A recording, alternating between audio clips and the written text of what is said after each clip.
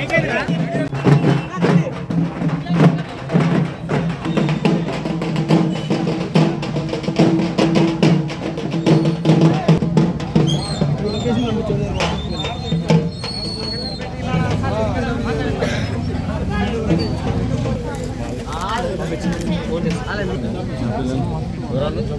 Number బాబు కెమెరాది phone చేయా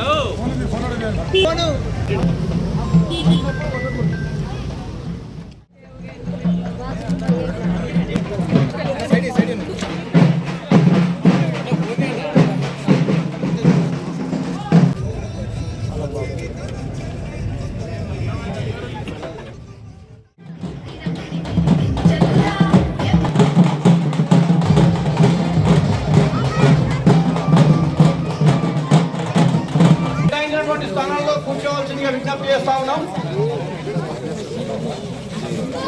ఉమ్మడి 10 జిల్లాలు పూర్తి చేసుకొని నేడు హైదరాబాద్ పాలమూరు బస్తీ అయినటువంటి పాలమూరు కార్మికులు అత్యధికంగా ఉన్నటువంటి ప్రాంతమైనటువంటి భూదేవి నగర్ ప్రాంతానికి విచ్చేసినటువంటి తెలంగాణ జాగృతి అధ్యక్షురాలు గౌరవనీయులు కల్వకుంట్ల కవితక్క గారికి స్వాగతం తెలియజేస్తూ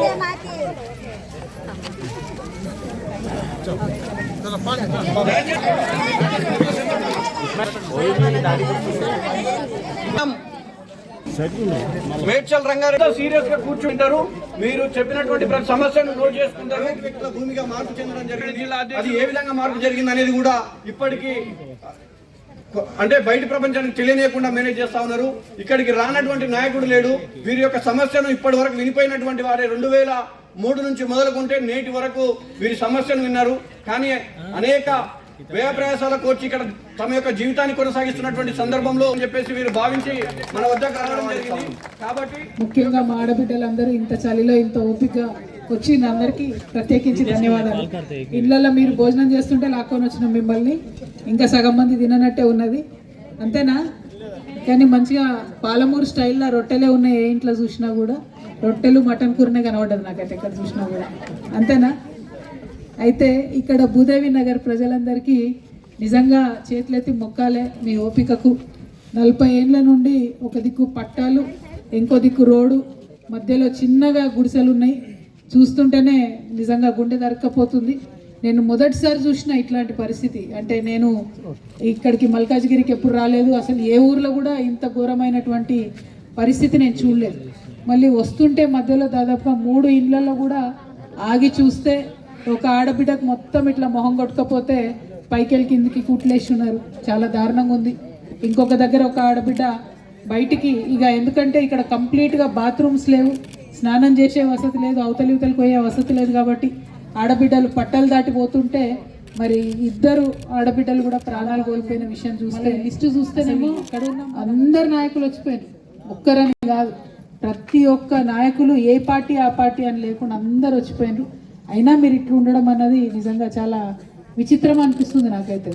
అయితే ఒక్కటి మాత్రం నేను చెప్పగలుగుతామా, ఇక్కడ వచ్చిన నాయకులందరూ పెద్ద పెద్దోళ్ళు అందరూ మగవాళ్ళే వచ్చిపోయినారు. ఇవాళ మీ ఆడబిడ్డగా నేను వచ్చిన, మీ దుఃఖం నాకు అర్థమవుతుంది, మీ బాధ నాకు అర్థమవుతుంది. ఒక్కరోజు మీ లెక్క ఉండాలంటే కష్టం, బతకలేరు. కాబట్టి మీ బాధ నాకు అర్థమవుతుంది. కాబట్టి నేనేమంటున్నా అంటే మనకు ఏదైతే శాశ్వతంగా ఇల్లు కావాలో దానికోసం వేరే ఉపాయం చెప్తా నేను. కానీ ఇమ్మీడియట్గా మాత్రం ఖచ్చితంగా మా ఆడబిడ్డలు స్నానం చేయడానికి, బాత్రూంలో పోవడానికి తెలంగాణ జాగృతి తరఫున ఒక 6 బాత్రూమ్లు ఇమ్మీడియట్గా మాత్రం మేము ఇక్కడ కట్టించేస్తాం. ఎందుకంటే ఈ ప్రభుత్వాల కోసం కొట్లాడితే, ఈ ప్రభుత్వాలతో చేస్తే కొద్దిగా టైం పట్టవచ్చు. కానీ ఆ లోపల మాత్రం రేపంటే రేపు మ్యాక్సిమం ఎల్లుండి లోపల పని స్టార్ట్ చేసి ఇక్కడ బాత్రూంలో ఆడబిడ్డలకు కట్టిస్తాం. దాంతో ఏంటంటే మన మర్యాద, మన పరువు మనం కాపాడుకునేటటువంటి ఆస్కారం ఉంటుంది. వస్తుంటే అన్నదమ్ములు మాట్లాడుతుంటే చాలా బాధ అనిపించింది. వయసులో ఉండేటటువంటి మగపిల్లలైనా తల్లి అయినా అందరూ కలిసి ఒకే దగ్గరికి బట్టి కార్యక్రమం పెట్టుకొని మేము అన్ని జిల్లాలు తిరుగుతున్నాం. కానీ ఎక్కడ కూడా నేను ఇంత హృదయ విదారకమైనటువంటి పరిస్థితులు చూడలేదు. కాబట్టి నేను ఒకటే మాట ఇస్తా ఉన్నా మీకు, ఫస్ట్ ఇమీడియట్గా బాత్రూమ్స్ కట్టించుకుందాం. 2 ఇక్కడ ఉన్నటువంటి 350 కుటుంబాలకు ఎట్టి పరిస్థితుల్లో చాలా 30,000 డబుల్ బెడ్రూమ్ ఇండ్లు ఖాళీగా ఉన్నాయి, 30,000 ఇండ్లు ఖాళీగా ఉన్నాయి. ఖచ్చితంగా ఈ 350 మందికి డబుల్ బెడ్రూమ్లు ఇచ్చేంత వరకు మాత్రం నేను కొట్లాడతా అని మీకు తెలియజేస్తా ఉన్నా. మరి ఇక్కడ ఉన్నటువంటి ఎంపీ ఇప్పుడు ఆయన బీజేపీ ఆయన ఈటెల రాజేంద్ర అని ఉన్నాడు. మరి ఆయన ఇంతకు ఎందుకు మాట్లాడలేదు అర్థమైతలేదు. మరి ఇప్పుడు ముఖ్యమంత్రిగా ఉన్నటువంటి రేవంత్ రెడ్డి గారు కూడా ఇక్కడనే ఎంపీగా ఉండే.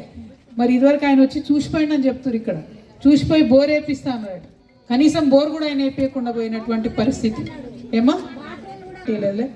అయితే ఇంకా ఘోరం ఏంటంటే మీరందరూ కూడా ఆయన జిల్లా వాళ్ళే, మళ్ళీ మీరందరూ కూడా మహబూబ్నగర్ నాగర్ కర్నూలు జిల్లా వాళ్ళే.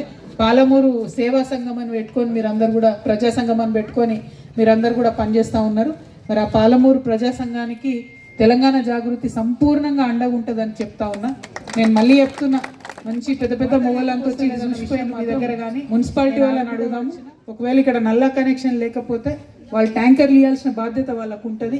ఇక్కడ రీజనల్ కమిషనర్ ఎవరు ఉన్నారో చూసుకొని వెంకటరెడ్డి అని ఒకసారి ఖచ్చితంగా రేపు మాట్లాడండి. రేపు కూడా మనం ఇటే దిక్కు వస్తాం కదా, ఆల్మోస్ట్ కుత్బులాపూర్ దిక్కే ఉంటాం కాబట్టి మాట్లాడి వాటర్ వచ్చేటట్టు ఏర్పాటు ఇమీడియట్గా చేద్దామని ఎవరు జోనల్ కమిషనర్ ఉన్నారో వాళ్ళతో మాట్లాడి ఖచ్చితంగా చేద్దాం. మరి ఇంకొక మాట మీ అందరికీ నేను చెప్తా ఉన్నా, ఇంత పేద పరిస్థితిలో ఉండి కూడా మీ పిల్లల్ని మంచిగా చదివించుకుంటున్నారు. ఇప్పుడు మాట్లాడుతున్న పిల్లలందరూ కూడా మంచిగా ఇంగ్లీష్లో హాయ్ హలో అని చెప్తుంటే చాలా సంతోషం అనిపిస్తుంది. అంటే ఒక మనిషికి ఎన్ని బాధలున్నా ఎంత దుఃఖం ఉన్నా ఎట్లా బాధలకి వెళ్ళి ఎదగొచ్చు అనే విషయం నిజంగా మిమ్మల్ని చూస్తే, తల్లుల్ని చూస్తుంటే తెలుస్తుంది. మాకు ఇంకా ధైర్యం వస్తుంది మిమ్మల్ని చూస్తుంటే. ఆ ధైర్యంతో ఇంకా మనలాంటి వాళ్ళకు, మనలాంటి కష్టాలలో ఉన్న వాళ్ళ కోసం తప్పకుండా పిడికిలు బిగించి కొట్లాడతామని మీకు తెలియజేస్తూ 350 డబుల్ బెడ్రూమ్ ఇండ్లు తక్షణం ఇచ్చేటట్టుగా ఫస్ట్ పోరాటం చేస్తాం. అది ఇమీడియట్గా ఉత్తరం రాస్తాం. అదేవిధంగా బాత్రూమ్స్ కట్టించుకుంటాం. నీళ్ళకు సంబంధించి మున్సిపల్ కమిషనర్కి రేపు మాట్లాడతాం. నాకు తెలిసి ఖచ్చితంగా ట్యాంకర్స్ వాళ్ళు ఇవ్వాల్సిందే ఉంటుంది, వేరే ఆలోచనే ఉండదు. ఇక అది కాని పక్షంలో ఒక 2-3 రోజులు చూద్దాం. అది కాని పక్షంలో మరి బోర్ వేసే వసతి ఉందా ఏందా ఆలోచించి ఆ ప్రయత్నం కూడా చేద్దాం. కాకపోతే అది చూడాలి, చూడకుండా మాట ఇవ్వడం కరెక్ట్ కాదు. మరి అందులో కొన్ని వాడకంలు ఉన్నాయి, కొన్ని లేవని చెప్తున్నారు. కాబట్టి మళ్ళీ ఒకసారి ఫ్రెష్గా ఎక్కువ సంఖ్యలో కట్టుకునేటటువంటి ప్రయత్నం మా జాగృతి తరఫు నుండి చేద్దాం. అయితే అది టెంపరీ సొల్యూషనే, టెంపరీ బ్యాండేడ్ వేసినట్టే, అది పర్మనెంట్ కాదు. పర్మనెంట్ ఏంటి అంటే ఇండ్లు ఇవ్వాలి. దానికోసం మాత్రం మీతో ఎంత దూరం అంటే అంత దూరం పోతా. మరి మీరు కూడా రావాలి ఎక్కడికైనా అవసరం పడ్డప్పుడు. కూర్చునే కదా, కొట్లాడే కదా.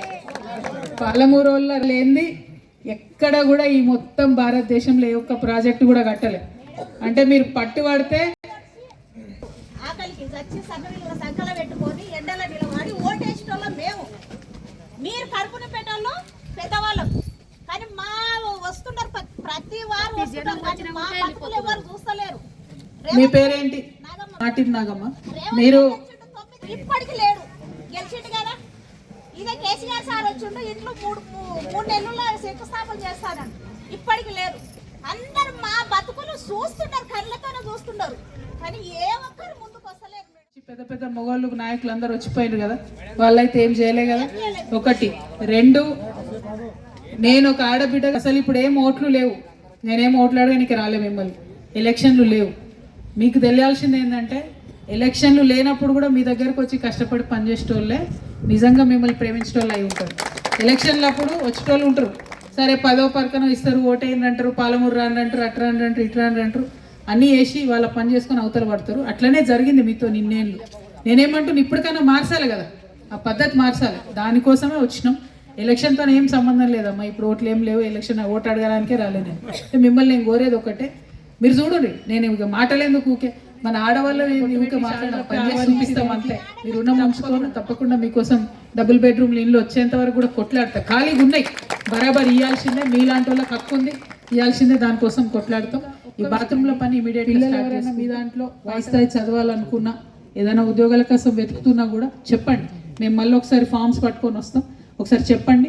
సపరేట్గా అవసరమైతే ఇక్కడికి ఏదైనా జాబ్ మేళ పెట్టియడమా, ఏదన్నా మన పిల్లల కోసం చేయడం, ఆ ప్రయత్నం కూడా చేద్దాం. ఒక్కొక్కటి చేసుకుంటూ పోదాం. ఎందుకంటే ఇక్కడ ఉన్న దగ్గర నుంచి పైకి ఎదగాలి మనం. కొంతమంది మీలో ఏదైనా లోన్ తీసుకుంటారు, ఇంకొంచెం వివరంగా కనుక్కుందాం.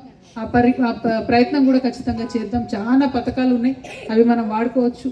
చాలా స్కీమ్స్ ఉన్నాయి, ఏదైనా ఎదగచ్చు. నేను అనేది ఏంటంటే ఇప్పుడు ఇక్కడ ఉన్నాం, ఇక్కడ నుంచి పై స్థాయికే పోవాలి తప్ప కిందికి పోవద్దు, ఇదే స్థాయిలో ఉండొద్దు. దానికోసం మీ అక్కగా, మీ చెల్లెగా నా వంతు ప్రయత్నం నేను చేస్తాను, మీ అందరికి కూడా తెలియజేస్తున్నా. మరిగా పాలమూరు ఇమీడియట్గా మనకు డబుల్ బెడ్రూమ్లు ఇచ్చేటట్టు మీరందరూ ఒకసారి పిడికిలు ఎత్తి జై తెలంగాణ చెప్పాలి. చెప్తారా? జై తెలంగాణ, జై ఇగో నేను అసలే మంచిదని కాదు, అస్సలు అందరు పిడికిలు ఎత్తుతలేరు, నేనైతే పంచాయతీ పెట్టుకుంటే ఇక మరి. జై తెలంగాణ, జై తెలంగాణ.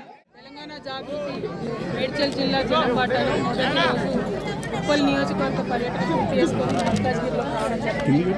మల్కాజ్గిరిలో ఇక్కడ భూదేవి నగర్కి వచ్చినాం. చాలా చాలా దయనీయమైనటువంటి పరిస్థితి. కంప్లీట్గా పట్టాల పక్కన దాదాపు 350 మంది మొత్తం కూడా చిన్న చిన్న గుడిసెలు వేసుకొని 40 సంవత్సరాల నుంచి బతుకుతున్నటువంటి పరిస్థితి. మరి ఇదే భూదేవి నగర్కి అందరూ వచ్చిపోయినారు. పెద్ద నాయకులు కేసీఆర్ గారు వచ్చిపోయినారు, రేవంత్ రెడ్డి గారు వచ్చిపోయినారు, అసలు రాని నాయకులు లేదు. అయినప్పటికీ వీరి సమస్య తీరలేదు. నిజంగా ఈ రాష్ట్రంలో అత్యవసరం ఎవరికన్నా డబ్బులు పెట్టి ఇవ్వాలి అంటే, అత్యవసరంగా ఎవరికైనా ఇల్లు ఇవ్వాలంటే అది భూదేవి నగర్లో ఉన్న వాళ్ళకే ఇవ్వాలి. ఎందుకంటే ఇక్కడ మహిళలకు కనీస ఆత్మగౌరవం లేకుండా వారు అవసరార్థాలకు బయటికి వెళ్ళేటటువంటి పరిస్థితి లేదు, బాత్రూమ్స్ లేవు, స్నానం చేసే పరిస్థితి లేదు. చిన్నపిల్లలకు, మహిళలకు, గర్భిణీ స్త్రీలకు చాలా ఇబ్బంది ఉంది. 2-3 ఆడబిడ్డలు చనిపోయినటువంటి పరిస్థితి కనిపిస్తూ ఉన్నది రైలు పట్టాల మీద. ఈ పరిస్థితి అంతా కూడా గమనించి తెలంగాణ జాగృతి నుంచి తక్షణం ఇక్కడ మరి బాత్రూమ్స్ కట్టించేయాలని నిర్ణయం చేసుకోవడం జరిగింది. దానికి ఇక్కడ స్థానికంగా ఉన్న వాళ్ళందరూ కూడా సహకరిస్తే రేపటి నుంచి ఆ పనులు ప్రారంభిస్తాం. మరి ఇంకా దారుణమైన విషయం ఏంటంటే అసలు కనీసం మంచినీళ్ళు వస్తలేవు. ఇదివరకు ట్యాంకర్ వచ్చేదంటే ఇప్పుడు మంచినీళ్ళు కూడా వస్తలేవు అని చెప్తా ఉన్నారు. మరి దానికి సంబంధించి కూడా స్థానిక ఎమ్మెల్యే గారి మీద కూడా మేము ఒత్తిడి తీసుకొస్తాం, ఎంపీ గారి మీద కూడా ఒత్తిడి తీసుకొస్తాం, మున్సిపల్ వాళ్ళతో కూడా మాట్లాడతాం. అది పరిష్కారం ముఖ్యమంత్రిగా ఉన్నారు కాబట్టి తక్షణమే ముఖ్యమంత్రి గారు స్పందించాలి. ఈ 350 మందికి మరి డబుల్ బెడ్రూమ్స్ ఇవ్వాలని చెప్పి నేను డిమాండ్ చేస్తున్నాను. చాలా ఖాళీగా ఉన్నాయి, 30,000 పైచి ఇండ్లు ఖాళీగా ఉన్నాయి.